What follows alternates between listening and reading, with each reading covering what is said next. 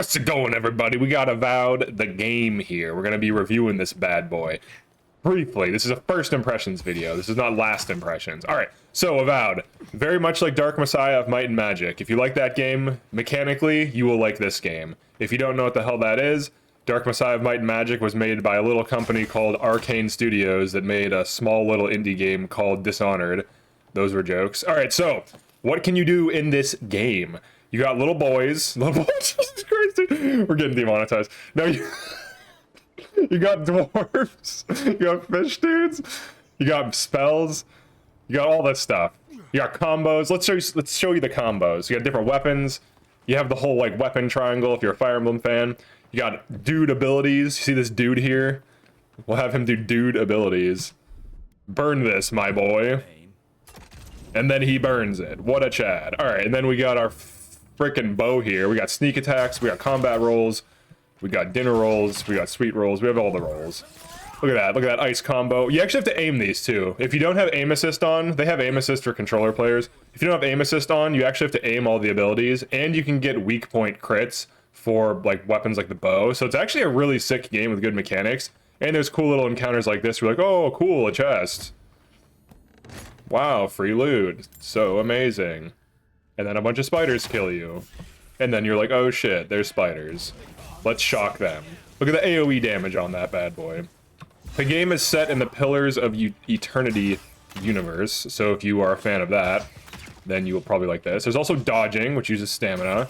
So there's this whole interesting system where the armor can do different things, just like in Dark Messiah. So like the robes have like terrible physical defense, but give you extra mana and stuff like this. And then the actual armor reduces your mana and reduces your stamina. So if you want a tank, you have to pay the price. And there's also cool combos, different spells and incantations for those with the talent to cast them.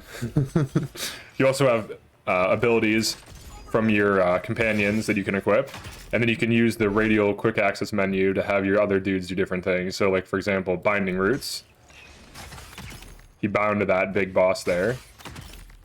So you can, it's almost like I'm playing Mass Effect plus Fallout plus Dark Messiah. And also healing is a little bad, where it takes a second for the heal to actually kick in and then take effect. So if you're low HP and you heal really quick, you will have to like take cover and actually be smart positionally.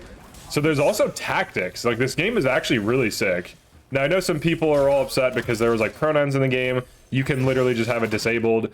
Developers add that because it doesn't take that long to add, so it doesn't mean that the game is, you know, whatever, some political thing. I don't think it is. It's definitely just a solid RPG with good dialogue choices. So the dialogue stuff is actually interesting because just like in Fallout, your passives, like your special skills, influence what dialogue options you have, as well as your starting like background history. So let's go over like the inventory stuff really quick. So just like in Dark Messiah of Might and Magic, you have passive trees that are related to fighter, ranger, and wizard. Ranger has assassin stuff as well as bow things. There's like crits, there's all these different things. For the character stats, you have attribute points, which is similar to the special system, where each attribute has different things it influences. So like might influences damage, constitution gives you health, it also gives you poison and bleed resistance, and so on. And essentially when you start a new game, you get to distribute these points into whatever you want for your build, and then every time you level up, you get 1 points to add. So let's say I want to get more might, so now I'm +6 damage, and then I can go over to abilities, and it looks like I already spent my ability, but you can actually re-roll. You can reset for 100 gold, and you also have companion abilities. So like, these are the skills your companions have.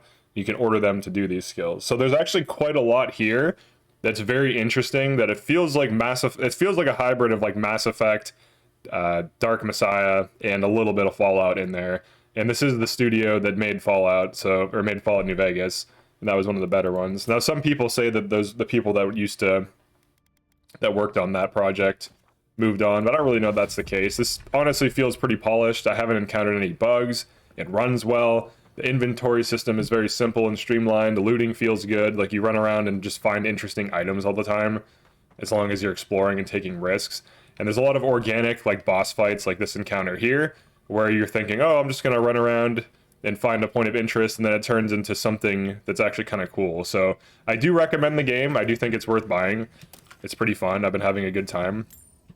And it's a pretty good game. So yeah, that's pretty much it for this one. Definitely like and subscribe if you found this interesting or useful. I will see you in the next video.